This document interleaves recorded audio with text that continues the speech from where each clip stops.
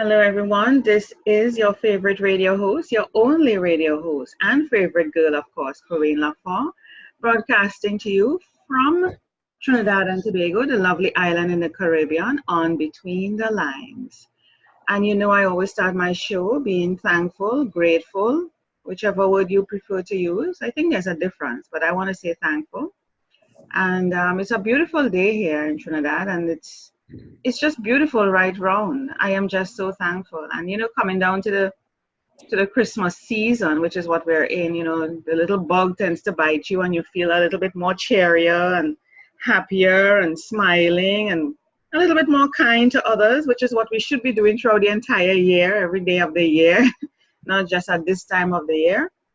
But I'm grateful to still be here above ground, have all my faculties intact, people that love me. I love people, and I'm just all round thankful, really, for breathing, for having the creative abilities, for doing my show, for having wonderful guests like the person I have on today. So I want to welcome Peyton Leonard. Let me tell you a bit about her. I'm grabbing her bio here. Peyton Leonard is a singer, international author, and actress. The lady is in the arts. She's the author of Lyme and Not the Fruit. You'll find out what that is about in a while. And the upcoming book, The Mutates, I hope I pronounced that correctly, The Creation. Peyton is also the editor for Principles of Execution and the social media manager of Anna Camille Enterprises, as a student getting her bachelor's in English. Congrats on that, Peyton, and welcome to Between the Lines. Thank you so much, Corinne. I'm honored. Yes, I'm honored to have you. So Lyme and Not the Fruit. Please tell people that is it really fruits we're talking about today? No, I just thought that was a catchy title. It is Lyme and Not the Fruit. And can I tell you, there is another meaning to that for us in Trinidad or in the Caribbean, especially in Trinidad. We have a term called Lyme, Lyme, or some people spell it Lime, and it really means hanging out. Just like wow. when people say hanging out, or I don't know what else they may use, but it's our favorite pastime, liming. You say liming with your friends, or you're liming with the family, or you're having a lime, which means food, drink, music, joy, fun, happiness. That's what's going on over here. So when you say lime and not the fruit, for us, you'll be like, oh yeah, we don't need fruits in the lime. We're hanging out. We don't need fruit. So there are different meanings, but you're talking about the disease, Lyme. Yes, I am. And that is not something that's very popular, because I heard about it many years ago as a child. There's a young fella a neighbor of mine's son that died. And young, very young, I think he was a teenager at the time. And he just died suddenly. And I just couldn't understand. And then I heard later on, I think it was Lyme he died from. Very not popular disease.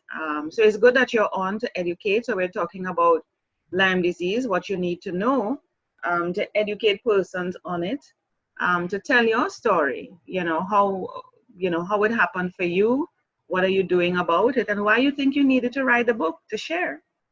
Mm-hmm. Yeah. Yeah. So go ahead and tell us how you discovered you had Lyme disease and what we should look for, really. Okay. So it all started in the summer of 2013. Mm-hmm. I was doing an internship for a sister church in Frederick, Maryland, which is on the east coast of the United States. Mm-hmm. And we were outside a lot, and which can ticks and mosquitoes and fleas can transmit Lyme disease, so you have to be careful. Really? And so normally with a tick, you get a bullseye rash, but about 15%, 10 to 15% of people don't actually get the rash. Mm-hmm. And so I didn't see any bullseye or anything. And so I was going to school at James Madison University in Harrisonburg, Virginia, also on the East Coast. Mm-hmm. And I was getting my degree in opera. Mm-hmm. And it was my sophomore year, and while I was there, I noticed that my knees started to hurt, and I wasn't understanding what was going on. I thought that I had locked them and I injured them, Mm-hmm. And I thought it would go away, but it didn't, and it got worse. Mm-hmm.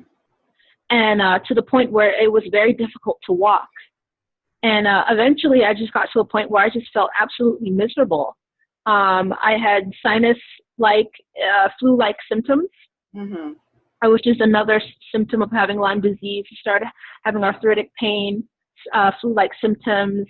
You get depressed easily. You feel really run down and fatigued. And from there, I started missing classes. I couldn't keep up. I could barely eat anything. I was just tired all the time and in pain. And it got to a point where I just had to email my dad in the middle of the night and just say, Dad, I can't do this anymore. I have to come home. And I thank God for my parents because they were so supportive of me during this time. Mm-hmm. And my dad came to get me, and I withdrew from JMU in October of 2013. And in November, I got a physical done, and the nurse practitioner, she was concerned, obviously, because I was 19 years old. Mm-hmm. And I was having arthritic pain, which is very bizarre for a 19-year-old. And so she had me tested for Lyme disease and some other stuff. And I didn't think of it at the time that I had Lyme disease. The only information that I knew about Lyme was that my aunt, my mom's sister, had Lyme disease, and it put her in the hospital, actually. Mm-hmm. It had gotten that bad for her. And so I didn't think anything of it. But then a couple of days later, my primary care physician calls me and tells me that they found positive traces of Lyme in my body. Wow. Opposite, Yeah. They found what? Traces of Lyme in your body? Yes, positive traces. So hold on. Is it hereditary? It can be passed down to your children. It can be, if you're not careful. But the symptoms that you mentioned, tiredness, fatigue, I know the arthritic side of it being young is a bit concerning. But those type of symptoms and signs may not seem so, concerning at the time. You're not, you might feel, did I hit myself or did I injure myself? You might start to question and self-doubt.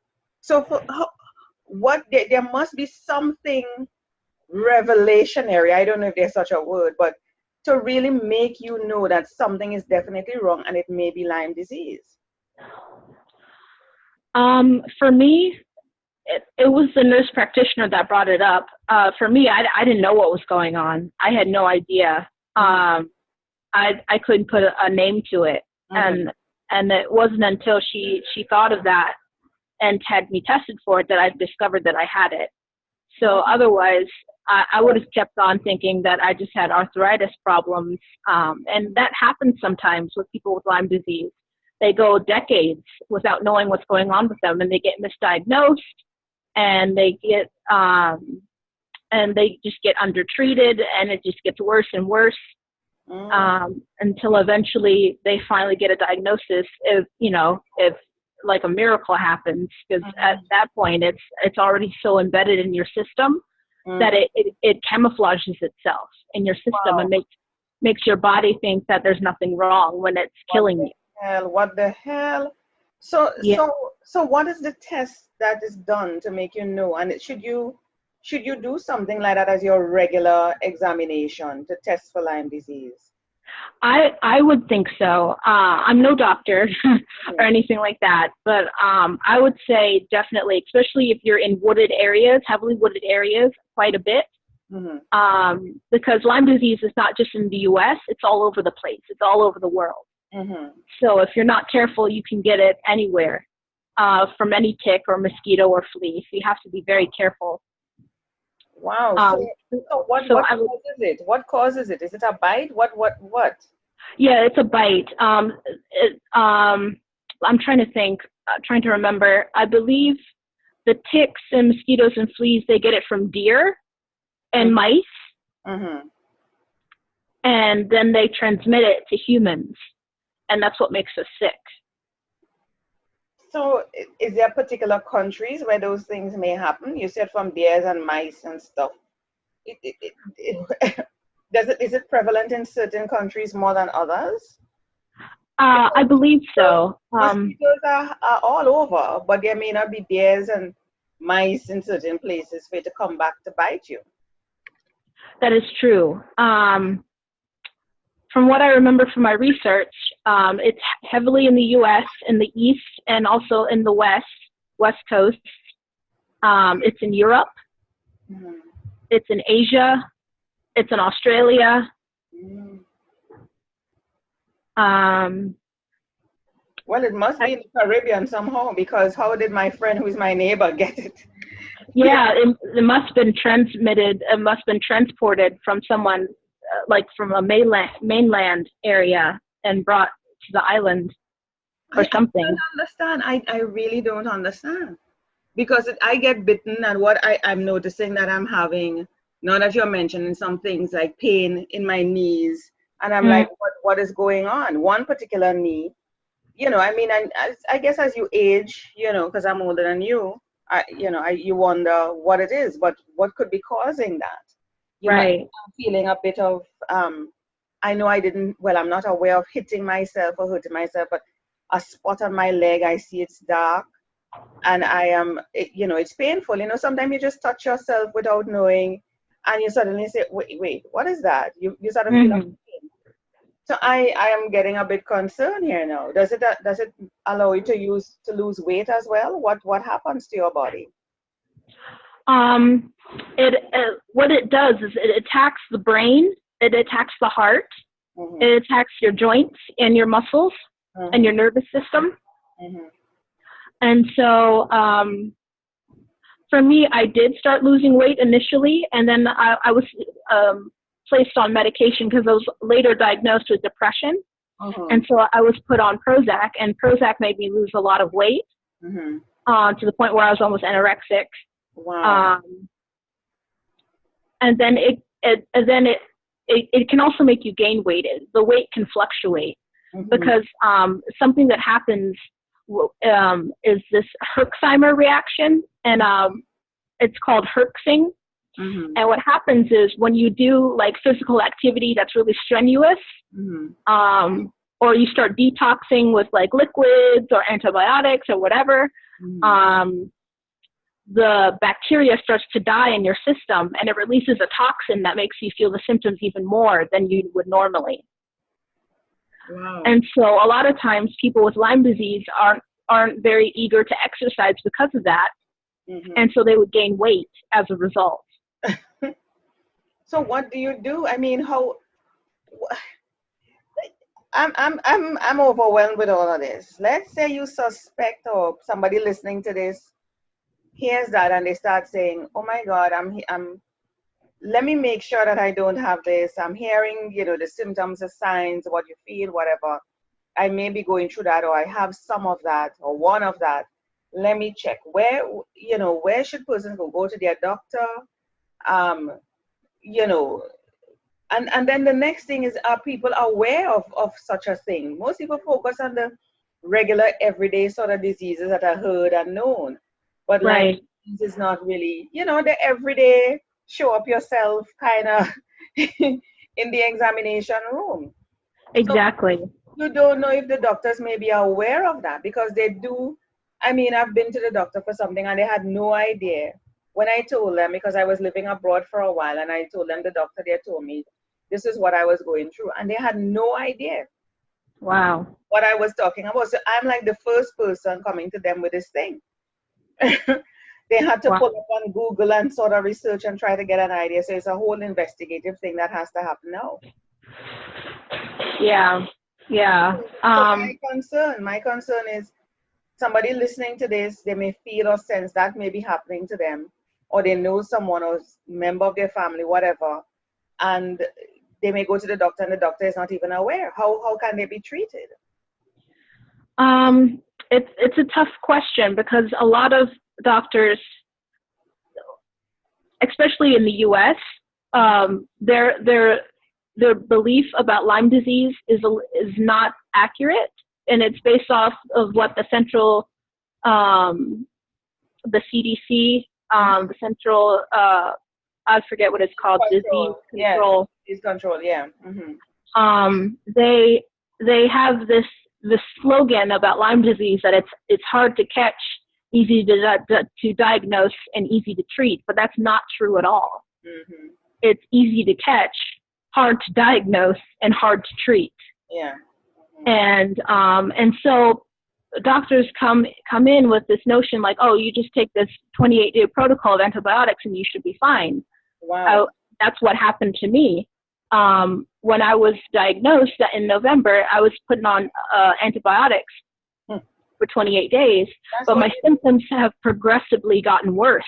That is what happens. They always put you on antibiotics. They don't know what it is, and they throw antibiotics on you when they don't know. And I'm like, why are you giving me antibiotics and you don't know what it is?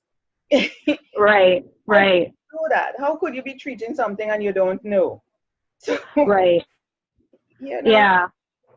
That's the main treatment, the mainline treatment for Lyme disease. And it's hit or miss, really, because the disease, what it does is it creates a biofilm, because the bacteria is like a spirochete, and it's in a spiral shape.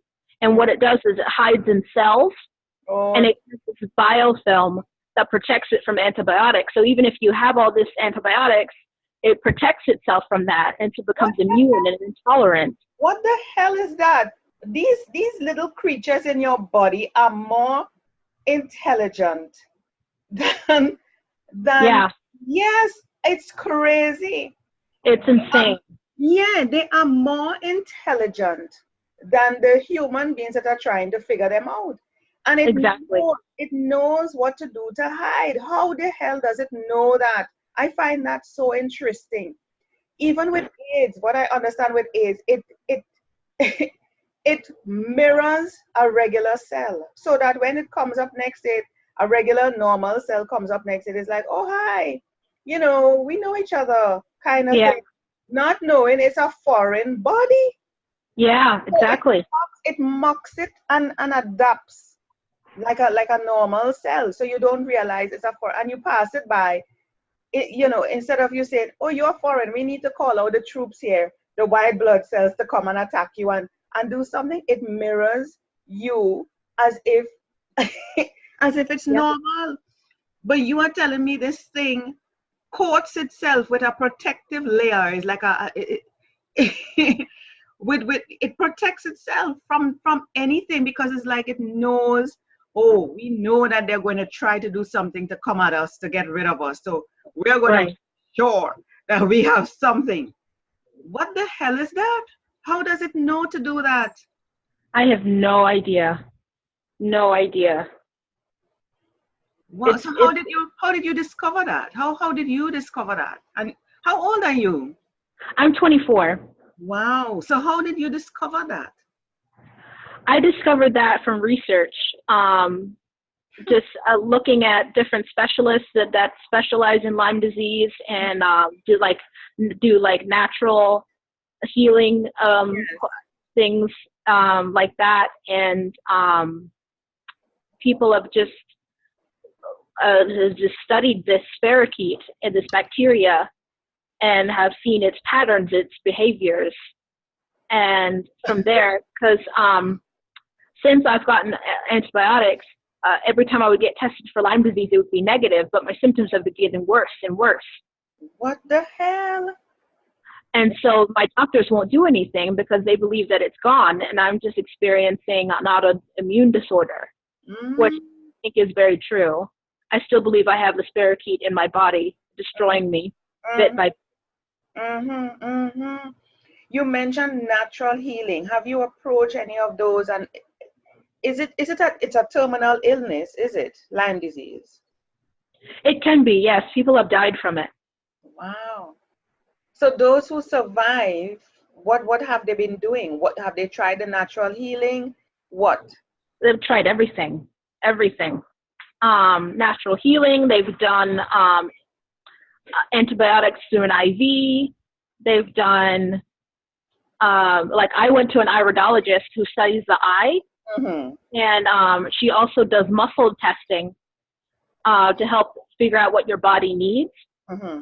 And so I went to her.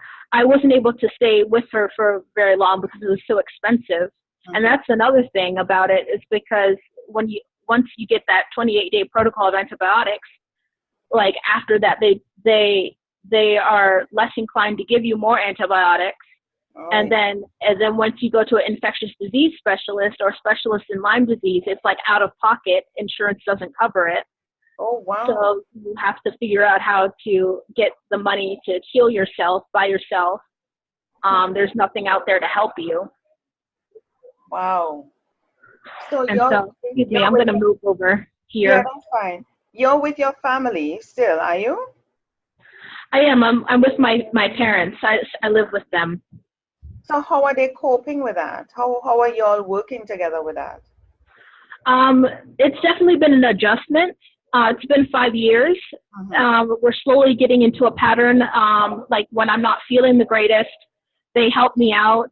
And thank God I was introduced to this medication called gabapentin, which helps with neuropathy and sciatica, because I struggle with that. And neuropathy is just nerve damage that I have all through my body, and sciatica is a pinched nerve that affects my whole right leg. Yes, I know. I have that as well. Oh gosh, I'm sorry. It's no fun. No, it's not as bad, but you know, it has its moments, you know, and you feel it coming up like your butt and your spine, you know. Yeah. Oh gosh, there were times where it was so bad it was throbbing. Yeah. It was unbelievable, but the gabapentin helps with that. So I'm on medication for that. And if things get really bad, I'll take a bath with Epsom salt. Yeah. That helps a lot. Or I'll take ibuprofen or Aleve or Tylenol, something like that. I hate hearing that. I hate hearing that, Peyton. You're a young, beautiful girl. I hate hearing that. You're a young, beautiful girl. Your life is ahead of you. You're an opera singer. You're an actress. Why? I'm sure you're probably saying why. But there must, you know, when you know, we turn these things around and we say, why not me? Why do you think you were chosen? Because you must have been. Why? You know, because if we're chosen for something to happen, we must be chosen for something not to happen. It must work both ways. Why do you think that you had to be the one? Why did you decide to share and tell others about this? Because there are a lot of people that just don't know about it, unfortunately. Like I would tell people that I have Lyme disease and they're like, what is that? Yeah. You know, there are just so many people that are unaware. And in the United States, it's the 5th most common disease in America. It's like an epidemic. It's spreading like wildfire, and people need to be more aware of what's going on and be cautious of where they are in wooded areas, and just be careful of mosquitoes and bugs, and go to free clinics to get tested if possible. I just wanted to be able to bring hope to people like that, because people with chronic illnesses, it's tough. Yeah. I'm not going to lie. There are days where I've just asked God to end my life because I couldn't handle it anymore. But I mean, thank God he's carried me along through it all, and I've been able to stand firm. But there are a lot of people that don't have God and are dealing with this, and they don't have the support that I do. And so I want to share my story and hope and give them hope. And I hope that the more that I share about this, the more that the CDC and doctors will start taking this seriously. Is there a particular age group that this happens to, that is more prevalent in? I would say I don't know the statistics about that, but I do know Lyme disease does not discriminate. Which disease discriminates? Exactly. That is the one thing that doesn't discriminate. Imagine that. We as humans discriminate and diseases don't. Isn't that funny? Yes. Isn't that funny? We can all get the same disease, but then we as human beings living on the earth, when we should be nice to each other, we discriminate. Wow. Right. People are really, yes. Oh my God. Lyme disease. I am going to be doing some reading up and research on this and see if I can. I know a friend who does a lot of you know, like through diet and things like that. I'm going to ask her what are her thoughts on this and connect you two together to see Okay, great. yeah, to see if she can do anything to help you, because I go to her for a lot of time. She had a lot of things happening to her, and it just was through her desire and determination to research, because she was on medication upon medication, and she had to end up going the natural way. But because she was determined, she was not going to follow the doctor's, you know, orders and medic, because she was getting worse. Mm. So I trust her judgment. I trust, you know, all the research, because she's constantly looking and helping a lot of people to go the natural, because we have to go back to our roots. We have to go back to the beginning, Right. living off the land, the plants, and so on, and just knowing our body. Because I mean, clearly, the disease knows how to behave. We just need to understand how that thing behave, so that we can say, oh, this is how you behave. I've been watching you for a while, you know, and try to I don't know, because if you could move ahead of it, if you can work with it, you know, or counteract it in some way or form after you have understood what it is, what it is. Yeah. Because it's crazy. This thing is intelligent, more intelligent than you, and it's living in your body. Yeah. Yes. Yes. Wow, wow. So, Peyton, what are your plans? Let's talk something positive here now. What are your plans as a young lady? What's coming up for you? You're 24. I am. Yes. Um, I have written some songs. I started writing music when I was 10 years old, Wow. and so I don't know if you've ever heard of Kickstarter. It's a crowdfunding platform. Yes, yes. But I started a Kickstarter campaign for my first album. Nice. Yeah, I'm raising $6,000 for it, and I'm hoping to exceed that by the end of these 20. I have 26 days to go, Mm-hmm. and I've gotten 7 backers so far, so that's been really encouraging. Yes. I've got that going. I wrote Lyme and Not the Fruit, Mm-hmm. so that's pretty cool. Yes. For a And I'm an 24-year-old. author. For a 24-year-old, yes. And I have another book hopefully coming out soon. It's a sci-fi novel, The Mutates, The Creation. Nice. Nice. And I have a producer. His name's Donald Robinson. He's a Grammy-nominated producer. Nice. And he's my mentor and coach, and is going to help me record my first album. So I'm really excited about that. I'm excited for you. And you're an opera singer. Isn't that awesome? I love opera. Oh, thank you. Yes, yes. And yes, I want to go back to James Madison and finish up my degree in opera because I love it so much. I fell in love with opera at such a young age. I didn't know that there's a degree in opera. That's new to me. Yeah, you can get a degree in just about anything. Yeah, right? I mean, and is it James Madison? Are they specialized in those type of creative areas? They do. They have, they're artsy college, university. Mm-hmm. And they just, like a couple of years ago, they just renovated their performing arts center. So it's all new, and they have like grand pianos and the practice rooms. Like it's such a wonderful campus. I love it there, so I want to go back. It reminds me, you know, as you talk, it reminds me of Fame. You know, the show Fame. Oh yeah. Yeah. Where everybody's in the creative arts, who's doing acting, who's doing dancing, ballet, singing, who's doing a combination of degrees. I just love that show. Everybody was doing something. So when you're talking, it reminds me of that. I can see the campus just hearing music coming from this quarters, who is acting, who is going up on the stage. Oh my God, I would love to visit there. Yes, it's wonderful. It's very beautiful up down there too. It's very mountainous. Yes. It's by the Blue Ridge Mountains, and it's just gorgeous. You should take pictures and share with me. I would love to see it. You know. Yeah, certainly. Yeah, take pictures of the campus, take videos, move around, and share it with me. I would love to experience that with you. And I want you to share with me a clip of your opera, you singing. I would love to hear you. Yes, absolutely. Yeah, I'll share it on social media and help you to promote your Kickstarter campaign as well. So do that. That's some homework for you. Thank you so much. I appreciate that. Yeah, I want to showcase your website now. So let me see if I can grab a page so that persons can get a copy of your book. Let me see here now. Okay, so tell me the website. It's www.peytonnaomileonard.com. Spell the Naomi for me. Naomi. All right.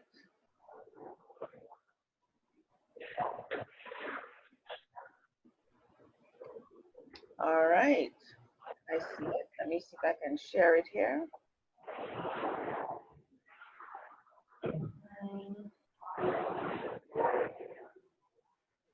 Yeah, there we go. Are you seeing that? Yes, that's my website. Yeah, this is nice. Welcome to my site. Oh, is that people in the background? What is that? Like a stage? Yes, it's this awesome site called bandzoogle.com. And it's a platform for artists to create their websites. And so that was the background that they chose for my website. And I loved it so much that I kept it. Oh, nice. What is it? It's called what? Bandzoogle.com. Band Google. Zoogle. Zoogle. For artists. Band Zoogle. That's nice. Is this something that you played, that you sang? I'm sorry, what is it? I'm seeing something saying floating petals are recording on your Oh, yeah, it's one of my compositions. Oh, can I play it? Sure.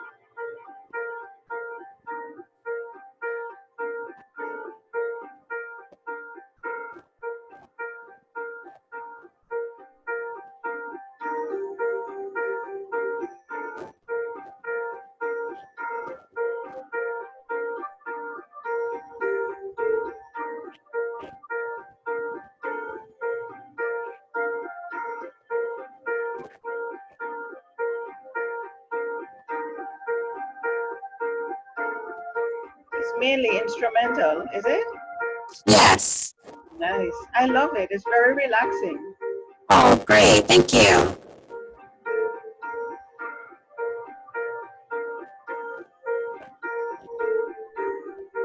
Once I have my album done, I'm going to upload my music onto my website so people can listen to it. Yeah, it's nice. I stopped it there because I was hearing a bit of static coming from you. But this is lovely. So you have some info on it, on each one of these. And I see you have the Between the Lines show. Our show here. This is lovely. And you have persons to join your mailing list. Great. And you have a store. Let's have a look. There is the book, Lyme and Not the Fruit. Ew.